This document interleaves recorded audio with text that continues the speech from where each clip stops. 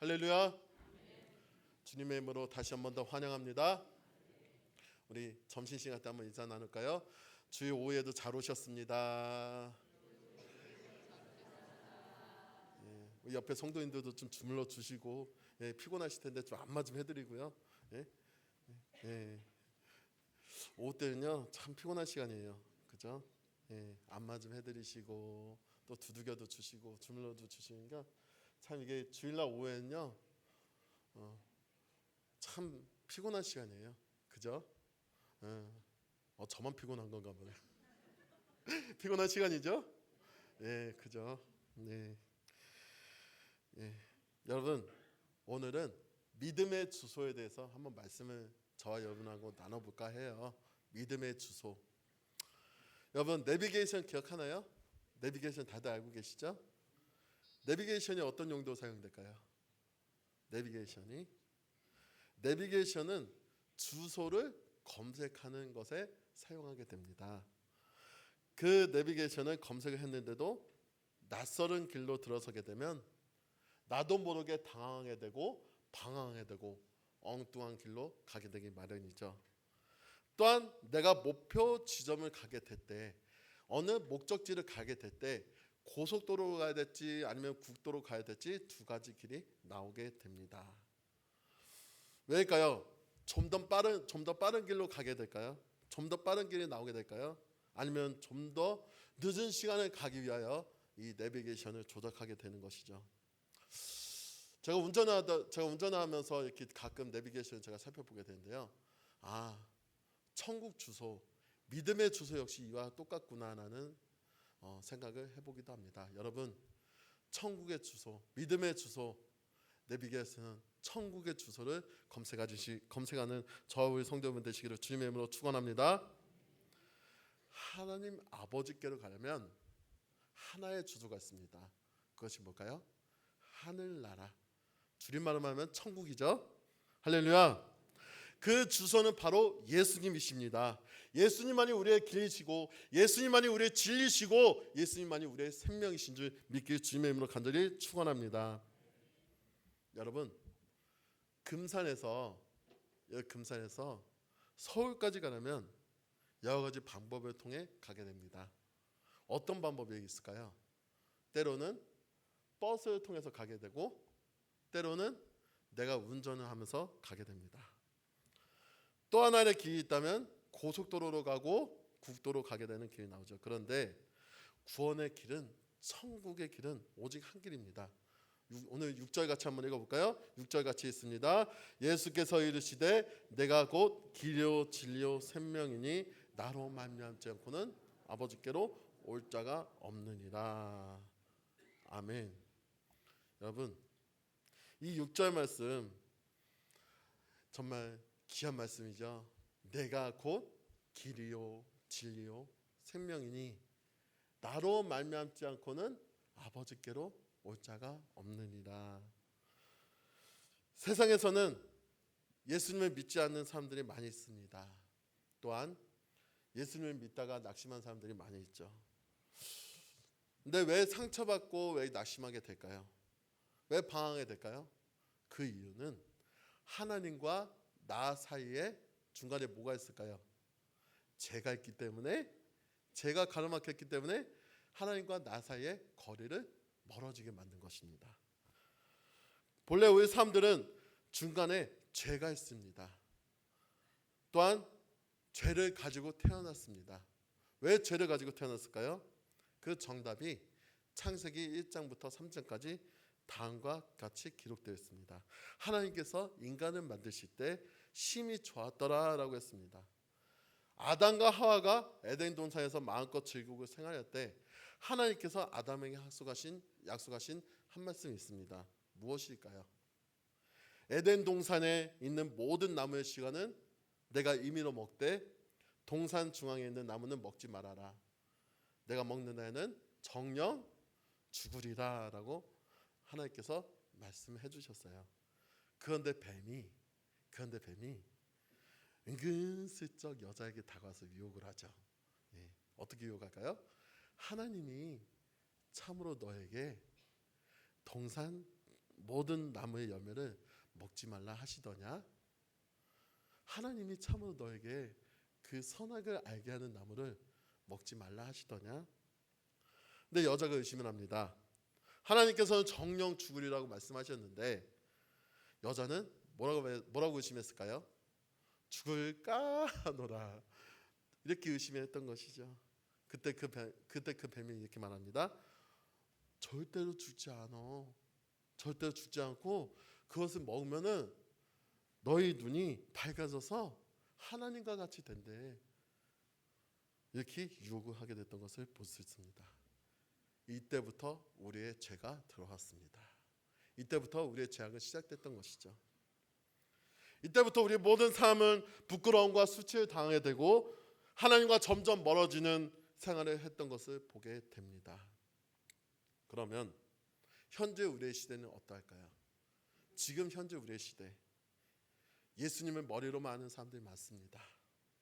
지식으로 아는 사람들이 많이 있습니다. 교회 다녀야지 하면서 말만 하는 사람들이 많이 있습니다.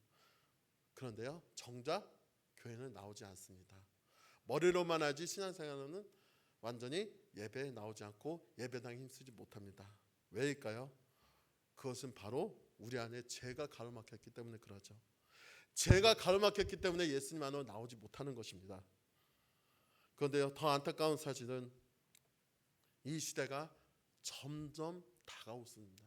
예수님을 알지 못한 시대가 우리 안에 점점 다가오고 있습니다.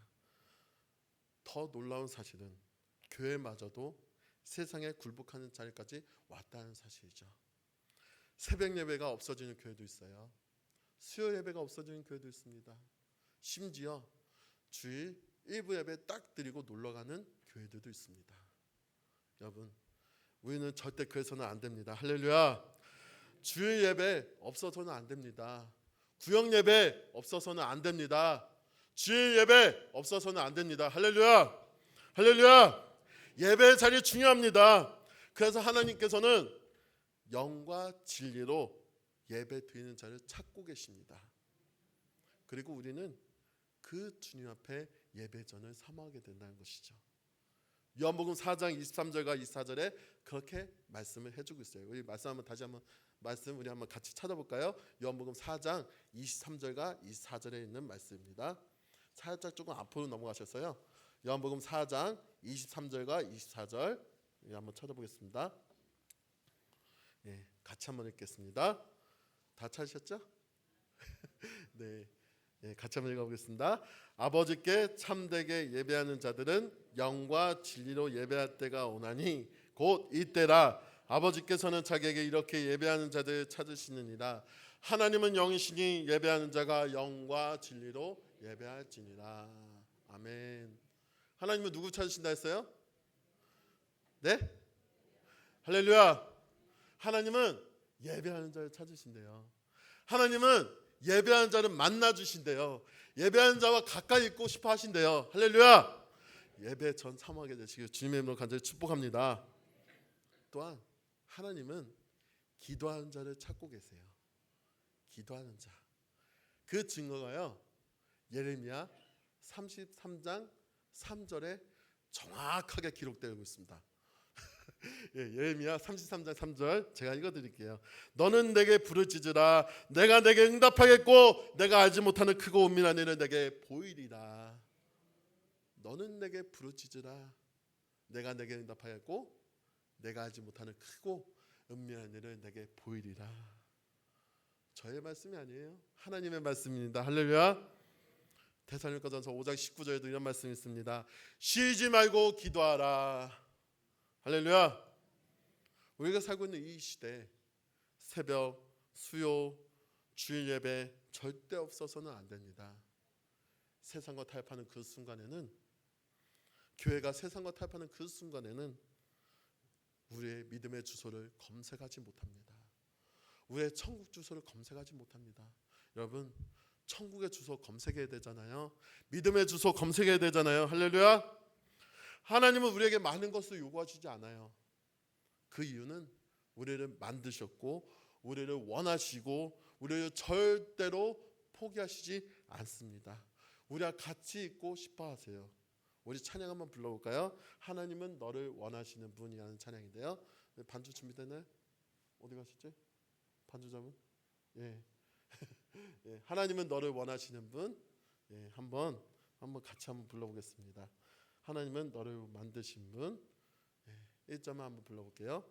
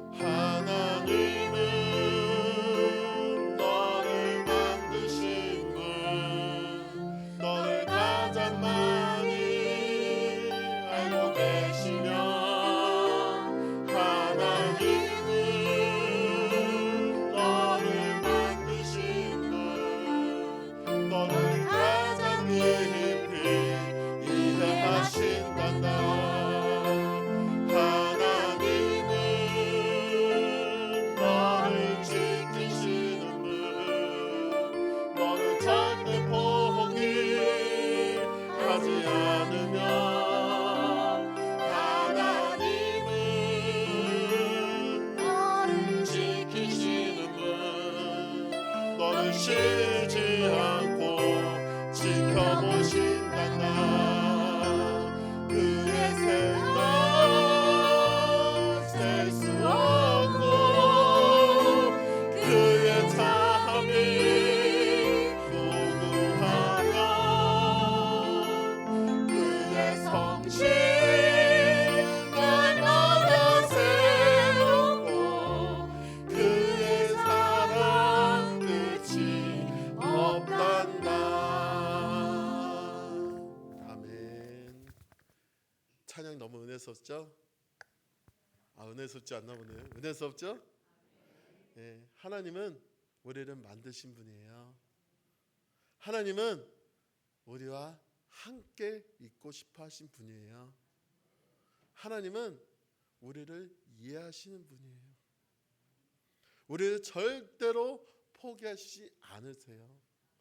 그 하나님을 만나시기를 주님의 이름으로 축원합니다. 무더운 날씨죠. 이제 농사철이기도 합니다. 농사를 하게 되면 씨를 뿌리고 열매와 결실을 맺기까지 농부의 수많은 노력과 수고와 헌신이 필요합니다. 주님을 믿는 믿음 역시 마찬가지입니다. 믿음은 수고와 기도와 헌신과 노력이 필요하게 된다는 것이죠. 그 수고와 기도와 헌신과 노력 역시 주님께서 아십니다. 풍족하게 넘치도록 채워주십니다. 그런데 이번 2019년도에는 작년보다 주님을 더 알아가기 어려운 시대에 우리가 살고 있습니다. 예를 들어 1000명이 되는 교회인데도 불구하고 500명밖에 나오지를 않고 계세요. 심지어 개척교회들마다 많이 어려우셔서 목사님들 교회를 묻는다는 까지 일어나고 있습니다. 여러분, 우리는 다시 복음으로 돌아가야 됩니다. 다시 예수 안으로 들어가야 됩니다. 다시 아버지 안에 거할 것이 많으니 아버지 품으로 돌아와야 됩니다. 본문을 보게 되면 예수님의 제자 도마가 예수님께 말을 하게 되죠. 우리 한 번 더 볼까요? 요한복음 14장, 우리 본문으로 돌아가서 한번 보겠습니다. 요한복음 14장. 예. 도마가 과연 예수님께 뭐라고 말하는가? 한번 볼게요. 요한복음 14장 5절 말씀 같이 한번 읽어볼까요? 요한복음 14장 5절. 도마가 이르되 주여 주께서 어디로 가시는지 우리가 알지 못하거늘 그 길을 어찌 알겠사옵나이까. 예수께서 이르시되 내가 곧 길이요 진리요 생명이니 나로 말미암지 않고는 아버지께로 올 자가 없느니라. 아멘. 이 말씀이 잊지 않게 주님의 이름으로 축원합니다. 여러분, 우리의 주소는 역시 천국과 지옥입니다. 이 6절의 말씀처럼 길과 진리와 생명이 되신 예수님의 길 따라가시길 주님의 이름으로 축복합니다. 여러분, 세상에서 불평과 원망의 자리는 지옥으로 가는 길입니다. 교회와 멀어지면은 세상과 타협하는 그 순간 욕심의 길, 교만의 길, 죄악 등 길로 빠지게 됩니다. 여러분, 세상의 흐름의 자리 지우고 가시겠습니까? 아니면 천국의 주소, 믿음의 주소를 택하시겠습니까? 여러분, 본문을 보게 되면 아버지의 거할 곳이 많다고 했어요. 아버지 집에 거할 곳이 많다라고 말씀해주고 있어요. 그러나 마음에 근심하지 말고 나를 믿으라. 다시 말하면 예수님을 믿으라. 예수님께서 말씀하십니다. 예수님은 우리의 거처를 이미 알고 계시며 또 우리를 인도해 주시고 계십니다. 그러나 마음의 근심은 불평과 원망으로 이어지게 됩니다. 근심에는 두 가지 근심이 있다고 하는데, 첫 번째 근심은 자신의 행위가 하나님의 판단에 합당한 것인가 생각하여 자기의 잘못을 진정으로 뉘우치고 돌이킴으로 구원에 이르는 근심이라고 말을 해주고 있습니다. 이러한 근심에 대해서 매튜 헨리 박사는 이렇게 말을 해주고 있어요. 죄는 근심이요 하나님의 은총을 저버린 행위에 대한 근심이라고 하였습니다. 두 번째 근심 한번 볼까요? 두 번째 근심은 분노하고 원한을 품으며 자기를 정당화시키기 위해 애쓰는 근심으로, 그 근심의 결과는 좌절을 낳게 되고 삶을 포기하게 되고 자기 파괴적인 상황으로 가다가 결국엔 사망까지 이르게 한다고 합니다. 여러분, 로마서 6장 23절 보게 되면 뭐라고 되어 있을까요? 죄의 삭은 사망이라고 했습니다. 하나님의 뜻대로 사는 근심을 살펴보면 나의 의의 옷은 더럽혀지지 않았는가? 내 등불의 기름은 꺼지지 않았는가? 나 때문에 주님의 영광이 가려지지 않았는가? 이것이 바로 하나님 앞에서의 근심이고요. 세상 속의 근심은 주님을 믿는다, 예수님 사랑한다 고백하면서 세상 사람들과 똑같이 사는 것, 재물의 명예, 권력, 욕심, 탐욕, 교만들 이런 것 때문에 걱정하게 되는 것, 이것이 바로 세상 속에서의 근심입니다. 또 한번 볼까요? 무엇을 먹을까? 무엇을 마실까? 무엇을 입을까? 세상 속의 의식주 생활 역시 이와 비슷한 근심을 보게 됩니다. 이러한 세상 속에서 자살까지 이어지는 결과를 보게 됩니다. 이 세상 사람들뿐만 아니라 최근에 뉴스를 보게 되면 자살 사건들이 많이 일어나게 됩니다. 너무나도 안타깝죠. 심지어 돈 때문에, 그놈의 돈이 뭔지, 돈 때문에 사람이 죽게 되는 결과까지 이어지게 됩니다. 먹고 살기 힘들어서 하루살이 같은 인생을 살며 전전긍긍하는 이 시대에 자살을 밥 먹듯이 하고 있습니다. 우리 학생부 친구도 여기 왔는데요, 우리 중고등학생들도 예외가 아니에요. 우리 교회 학생들 정말 그러지 않기를 원합니다. 최근 중고등학생들이 공부하기 싫어서 부모님의 스트레스 때문에 자살 사이트, 자살 동호회를 만들어서 스스로 목숨을 끊는 안타까운 일이 이어지게 된다고 합니다.